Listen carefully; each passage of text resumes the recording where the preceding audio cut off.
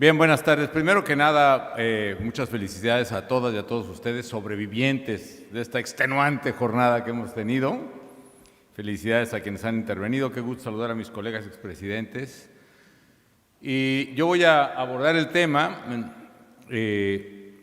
tratando de responder una pregunta que anda por acá, por el Cono Sur. ¿Por qué nos pasa lo que no nos pasaba? Antes no había violencia, antes no había homicidios, antes no había extorsiones. ¿Y por qué? Y así dijimos muchos los mexicanos. Yo voy a tratar de explicar ese por qué, empezando por agradeciendo a la moderadora su presentación. Yo soy abogado, pero también tenía alguna vocación o admiración por los economistas, como Sebastián Piñera, entonces también estudié una maestría en Economía y otra en Administración Pública por el fervor que yo tengo al servicio público, que no es un tema de los políticos, sino de todos los ciudadanos. Diciendo eso, debo decir que uno de mis grandes fracasos es que yo no pude cambiar esta idea de la guerra contra las drogas o la guerra de Calderón. Es un fracaso mediático, déjenme decirlo así. Es una etiqueta que me pusieron mis adversarios. Y no, mi objetivo no era acabar con las drogas ni era hacer una guerra. Jamás declaré una guerra porque tiene una connotación negativa. La guerra es contra la paz, ¿no? Sin embargo, en política el que le pone nombre a las cosas desgraciadamente es el que gana, y yo si algo perdí fue esa. Así que no es, ni fui yo por lo menos el que acuñó eso. La mía era una pelea por la seguridad de los ciudadanos, en eso estamos de acuerdo. Y la mía era una pelea por el Estado de Derecho, the rule of law, que en términos económicos, como demostró el maestro Robert Barro, colega seguramente de Sebastián en la Universidad de Harvard, hay una correlación directa entre Estado de Derecho y economía y crecimiento económico. Después de la Segunda Guerra Mundial hasta los 90s, el Estado de Derecho explica más o menos una diferencia de 35% de crecimiento en el PIB por década. Los países que crecen más no son los que tienen más cobre, no son los que tienen más carne, no son los que tienen más petróleo, no son los que tienen más soya. Los países que crecen más son los que tienen más Estado de Derecho. Y dicho, les voy a pedir a los muchachos si pueden poner la presentación, porque voy a tratar de explicar desde mi punto de vista, desde lo que me pasó a mí, qué es lo que está pasando en América Latina y por qué tenemos esa tasa que mencionaba Dionisio, del mayor número de muertos y de violencia en todo el mundo. Primero, ¿qué encontré yo a la hora que llegué a la presidencia y qué estoy viendo que está pasando en América Latina? Y lo que está pasando, si quieren usarle palabra drogas, narco, muerte, etcétera, lo que está pasando es lo que tiene que entenderse más allá de todo eso, se llama captura del Estado. Esa es la amenaza a la seguridad nacional. No es el fumar marihuana y no es el asaltar, es la captura del Estado y la voy a explicar. ¿Qué encontré yo cuando llegué a la presidencia? Primero, el crimen organizado se estaba apoderando de pueblos y ciudades, se los estaba comiendo. Antes no pasaba, ahora pasó en México y ahora está pasando en Ecuador y por eso matan a un candidato y estoy seguro que está pasando en Argentina y por eso hay violencia en Rosario y por eso está pasando en muchas partes. El crimen organizado se está apoderando de los pueblos y ciudades. Segundo, las instituciones como los conocemos están carcomidas, así las encontré yo, por la corrupción. Una corrupción que era antes recibir dinero a cambio de pasarse una luz en el semáforo. Cuando esa corrupción es por pasar una tonelada de cocaína en el mismo semáforo, estamos hablando de una dimensión muchísimo mayor. Y tercero, la política de los gobiernos en México y probablemente en otras partes era una política de mirar para el otro lado. Es decir, la recomendación, el mismo recibís, con eso no hay que meterse. Mirar para el otro lado, dejarlos pasar, no pasa nada. Y por otra parte, yo vi dos procesos paralelos que hoy veo en América Latina. Por una parte, uno descendente. Las instituciones de seguridad y justicia están cayendo, están colapsándose rápidamente. Y por otra, el crimen organizado está creciendo arrolladoramente en fuerza, en organización, en dispersión, en comunicación, en tecnología, en influencia, etc. La clave es parar estos procesos y revertir esas flechas. ¿Qué son las circunstancias que había en el 2006, cuando yo entré a la presidencia?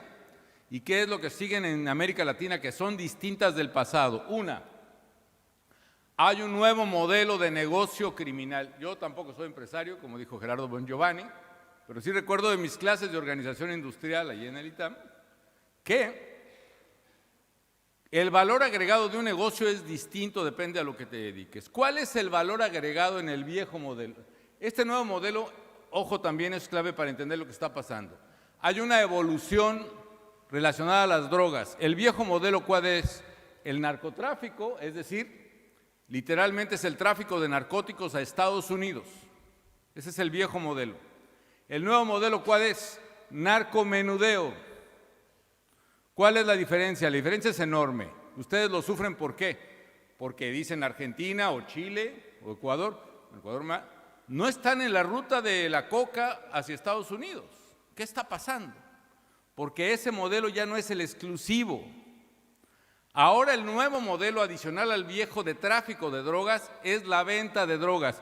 ¿Cuál es la diferencia? Es un poco como exportar toneladas de café de Colombia al mundo a poner Starbucks en todo el mundo. ¿Es el mismo modelo del negocio? Por supuesto que no, puede ser el mismo café, pero el valor agregado es distinto en cada negocio. ¿Dónde está el valor agregado en el narcotráfico? Está en la logística y en el transporte. ¿Cómo transportas una tonelada de cocaína del Amazonas hacia México o de Acapulco a Tucson en Arizona? Y yo te voy a decir, el valor agregado está en la logística. ¿Cómo meter esa tonelada en un autobús o en un camión, en un doble fondo? Meterlo a la carretera, pasar la frontera, sobornar a un agente americano y entregarlo en Tucson.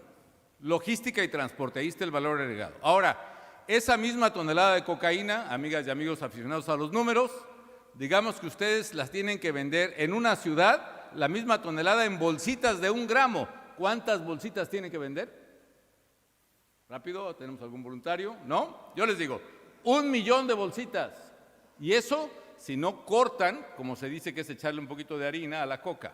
1 millón de bolsitas. No es lo mismo trasladar una tonelada en paquetes, que es logístico de transporte, a vender 1 millón de bolsitas en las esquinas o en los distribuidores de pizza cada semana o cada mes. El negocio es distinto. Entonces, la logística es de punto de venta. El concesionario de una franquicia de Starbucks necesita controlar la temperatura del café, si está el pastel de zanahoria en el mostrador, el color del stand, el estado de las sillas, el estado de los baños, el control del punto de venta, cobrar la venta de la droga en el punto de venta, es el nuevo modelo de negocio. Y eso hizo cambiar la actuación del crimen organizado. Antes, ¿qué controlaban? La ruta. Antes controlaban o la carretera, o donde ponían el barco, o donde ponen el submarino. Ahora, ¿qué controlan además de la ruta? Controlan el territorio. ¿Por qué? Porque para colocar la tonelada de café necesitas ir al puerto. Pero para vender el Starbucks necesitas un Starbucks en cada colonia, por lo menos del mercado apetecible. Eso implicó una dimensión distinta en la corrupción, en la captura del Estado. Antes necesitabas controlar al policía de la carretera o al agente aduanal. Ahora, ¿qué necesitas controlar? Necesitas controlar, poner bajo tu mando al policía de la esquina, lo cual es una dimensión totalmente distinta. El sometimiento de los cuerpos policíacos. Finalmente, tú necesitas personal para el transporte. ¿Cuánto necesitas para meter una tonelada de cocaína de Acapulco a Tucson? Pues un chofer, un ayudante, un vehículo adelante, un vehículo atrás. ¿Qué te gusta? ¿2, 10, 50 personas? ¿Cuánta gente necesitas para vender 1 millón de bolsitas al mes? El número es de decenas de miles de personas. Hoy salió un estudio de que el crimen organizado de México emplea conservadoramente 175,000 personas. Sería como la 5ª empresa más grande del país. Es decir, emplea miles de personas, se mete en la sociedad, captura a la sociedad, ¿no? Antes, y finalmente termino esta larga explicación, esta parte, se sobornaba ¿para qué? Para que no me detengas. A mí lo que me urge es pasar sin ser visto. Ahora, ¿para qué soborno? Ahora no me importa que me detengas, yo quiero quedarme en tu colonia a vender mi droga. Eso cambia totalmente el comportamiento y hay 2 factores que yo insistiría en el factor territorial, ¿no? Oh, Dios mío. Que se soborna para quedarse, no para pasar, y se soborna para controlar territorio. Este es el nombre del juego, controlar territorios, y por eso hay una violencia que antes no teníamos. Segundo, esta variable, miren, geográficamente es esto, pero la pueden poner en América Latina. Antes era de los Andes, Estados Unidos. Esta es una ruta, la del Pacífico a la izquierda, la del Golfo a la derecha, la de Juárez en medio. Se controla una carretera y le digo a mis amigos matemáticos y economistas, ¿cuál es la diferencia entre una línea en el mapa y una superficie en el mapa? Es una ecuación diferencial. Es decir, no es lo mismo controlar la carretera, que es esta línea de la orilla, a controlar toda la superficie de la plataforma. Antes se disputaban las rutas, efectivamente, pero ahora se disputan los territorios. Ese es el gran problema de la violencia. Y son tendencias monopólicas de este negocio que hace que la disputa por una ciudad es feroz. Y no se trata de quitar y eliminar al dealer del otro equipo, sino se trata de matarlo. Y no solo matarlo, sino cortarle la cabeza y ponerla a la entrada del pueblo para que digan, este es mi territorio. Por eso la violencia que estamos viendo hoy. Esta lucha y la disputa territorial es precisamente lo que está generando la violencia. Una debilidad institucional que ya mencioné. Hay otro factor, entre otras, que es cuando empiezan las matanzas de escolares en Estados Unidos, el presidente Clinton establece la Assault Weapons Ban, una ley que prohibía la venta de armas de repetición, las ametralladoras de ráfaga, los misiles, lanzamisiles, las granadas. 10 años después, en 2004, para empezar 2005, yo entré en 2006, se elimina esa prohibición y en Estados Unidos nadie hace nada por prorrogarla. ¿Por qué? Porque tanto republicanos como demócratas tienen campañas financiadas por el National Rifle Association, ¿no? Como dijo alguna película de John Reed, cuando le preguntan a un héroe de la Primera Guerra Mundial, y díganos por favor en un gran banquete de smoking, etcétera, ¿cuál es la razón de la lucha y de esta guerra? Y se para, abandona su platillo de más gana y dice, bueno, sí señor, la razón de esta guerra es el lucro. Gracias, y se sienta. Aquí, los americanos no se preocuparon por prorrogar la prohibición de armas de asalto y desde entonces eso cambia la ecuación en favor de los criminales en términos de poder de fuego. Cuando yo fui presidente, decomisamos 185,000 armas, pistolas, fusiles, ametralladoras, lanzamisiles, granadas, millones de cartuchos, 90% vendidos en Estados Unidos. Rápidamente otro tema, y perdón que abuse moderadora, es la captura del Estado no es uniforme, tiene distintos grados. Primer grado, el grado predatorio, la etapa predatoria. ¿Cuál es? Donde el crimen organizado se dedica a actividades marginales a la sociedad y al gobierno. Vende droga en alguna esquina, a oscuras en un callejón, controla trabajadoras sexuales en una calle o en un antro, etcétera. Pero es fuera del Estado, tiene una incidencia marginal y se dedica a actividades ilegales, perdón, doble ahí, es decir, pero aún la policía local puede controlar esa actividad y no hay un desorden social. Segunda etapa parasitaria, ya empieza a infiltrar áreas institucionales, ya soborna a un comandante en un sector de la ciudad, ya tiene controlado a un inspector. Y entonces no solo realiza sus propias actividades ilegales, sino extorsiona las actividades ilegales de otros. Es decir, yo soy el dueño de la plaza, si tú quieres controlar prostitución me vas a pagar a mí. Si tú quieres vender droga aquí, véndela, pero me vas a pagar a mí. Si tú vendes gasolina robada, el huachicol en México, me pagas. Si tú controlas inmigrantes de Estados Unidos, llévatelos, pero me pagas. ¿Por qué actividades ilegales? Porque en el mercado ilegal la víctima no tiene cómo defenderse, ¿no? Si tú te dedicas a vender robado y alguien te pide dinero con la amenaza de golpearte o matarte, no vas a ir a la policía, ¿no? Las pobres muchachas que trabajan en la calle, ¿por qué llegan a extorsionarlas los criminales? Porque ella no puede ir a la policía diciéndole que me está pidiendo dinero un señor que se lo dé bajo amenaza. Digo, señorita, usted no puede hacer su trabajo en la calle. Ella no tiene opción. Por eso el crimen organizado en esta etapa extorsiona a otros criminales y es exitoso en eso. Y la tercera etapa, desgraciadamente, cuando se le deja crecer, porque esto es como un virus, una bacteria, que si no le pones la penicilina a tiempo, se va y se va y se va hasta que te acaba. La tercera es la etapa simbiótica, es decir, donde el crimen controla las instituciones de justicia. Ya no es distinguible del Estado, es el Estado. Por eso los gobiernos populistas que combatimos se identifican tanto con el crimen organizado, les conviene. Son ellos. Les ayudan a ganar elecciones, les ayudan a reprimir disidentes, no es la policía de Chávez la que mata a los venezolanos. Son grupos civiles armados los que matan venezolanos. No es el gobierno de López Obrador el que mata los 47 periodistas que han muerto este sexenio. Es el crimen organizado que ha matado 47 periodistas en este sexenio. No es el gobierno el que desaparece a 120,000 personas, es el crimen organizado que ha desaparecido 120,000 personas. Es decir, el problema es cuando tú vas a denunciar a la comisaría un delito y antes de que salgas te están hablando, óyeme, tú te comprometiste a no soplar y fuiste a denunciar, te vas, tú y tu familia van a pagar esto. En fin, termino rápidamente, este es el resumen. La clave de lo que está pasando en América Latina que pasó en México. Hay un cambio de modelo de narcotráfico a narcotráfico y narcomenudeo. Eso mete una variable que no teníamos antes, control territorial sobre zonas de consumo y mercado. Por eso ahora están en juego países y zonas que antes no estaban, porque son zonas de consumo, aunque no son zonas de tránsito.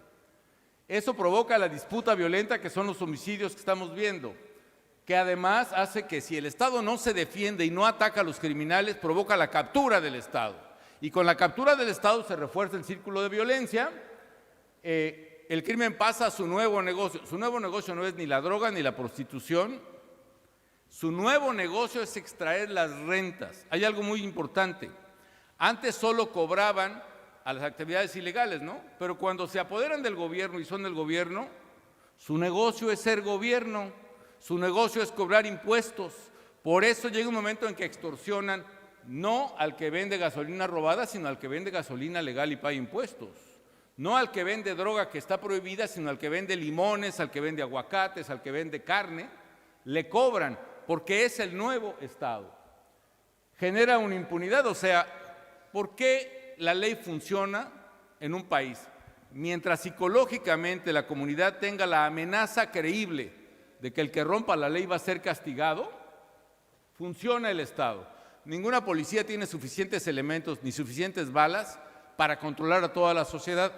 Pero toda la sociedad cree que si rompe la ley va a ser castigado, ¿no? Cuando se llega a este nivel de impunidad, se rompe la amenaza creíble y se vuelve un caos. Finalmente lo que hicimos son 3 ejes, los voy a dejar ahí. Combate al crimen, parece obvio, pero no lo es. En México yo perdí la batalla comunicacional porque dijeron, Calderón está loco, está combatiendo a los criminales, debió haberlos dejado. ¿Cómo les declara la guerra si lo que queremos es la paz? ¿Cuál es el lema de López Obrador hoy con el que ganó la presidencia? Abrazos, no balazos. Y el resultado es que hay el doble de muertos hoy y el doble de violencia que en los peores momentos de mi gobierno. 2, más importante, fortalecimiento de las instituciones de seguridad y justicia. No podemos tener ni las policías, ni los fiscales, ni los jueces de antes. Tienen que ser como el juez Moro, tiene que ser gente incorruptible, bien pagada, bien capacitada, con el state of the art de la tecnología. Si tienes un barrio violento, tiene que haber cámaras en cada calle de ese barrio, tiene que haber tecnólogos revisando las computadoras de ese barrio, tiene que haber computadoras e ingenieros detrás revisando los sistemas y las redes de las intervenciones telefónicas que se hagan, etcétera. En fin, nosotros, por ejemplo, en México no había base de datos de la criminalidad. Podía ser policía en un estado y tener una orden de aprehensión en el otro. No había base de datos. Creamos la plataforma México que digitalizó huellas dactilares, huellas de balística, reportes de policía, placas de los autos, etcétera, etcétera. Y eso le dio un salto en las capacidades estatales sobre los criminales. Drones, imágenes satelitales, etcétera, etcétera. Creamos una nueva policía, el elemento humano hay que cuidarlo. ¿Cuál es la clave? Control de confianza. 5 pruebas que si quieres ser policía o permanecer como policía federal es una prueba física, una prueba psicológica, toxicológica, socioeconómica y polígrafo. Todos y cada uno detector de mentiras, todos. Y dependiendo de la materia, un año, una vez cada año o una vez cada 2 años. Hicimos la policía, en fin. La tercera es reconstrucción de tejido social, muy rápidamente. Decomisamos de un suministrador de químicos, un chino, el mayor decomiso en efectivo del mundo, $205 millones en efectivo en una casa en la Ciudad de México. Eran varios cuartos llenos de billetes. Con eso hicimos 335 centros de adicciones en el país. 10,000 espacios públicos como el que se ve ahí recuperados donde eran nidos de delincuencia, 1,100 preparatorias, 140 universidades públicas y gratuitas en el país, 96 nuevos campus en otras tantas, etcétera, ¿no? El resultado es, esos son los criminales, la lista de los 36 criminales más buscados en México. Al inicio de mi gobierno, ustedes pueden ver al final, en negro, cuáles fueron detenidos y algunos abatidos en la captura, casi todos. Y la unidad de inteligencia que creamos especial, totalmente aisladas en la Marina y en la Policía, capturaron 2 años después a muchos de los restantes, bueno, ya no están ahí. ¿Qué pasó con la criminalidad? Los homicidios finalmente empezaron a reducir, 21% en el último año y medio de mi gobierno. Con el gobierno de Peña siguió esa tendencia 2 años más, pero se abandonó el esfuerzo y repuntó la criminalidad y ahora está en niveles inalcanzables. Ciudad Juárez, la ciudad más peligrosa del mundo, los homicidios bajaron 83% desde su pico. Monterrey lo mismo, 89% y así nada más. Perdón que me haya extendido, pero me parecía muy importante explicar qué hay atrás del crimen organizado, no es solo narcotráfico.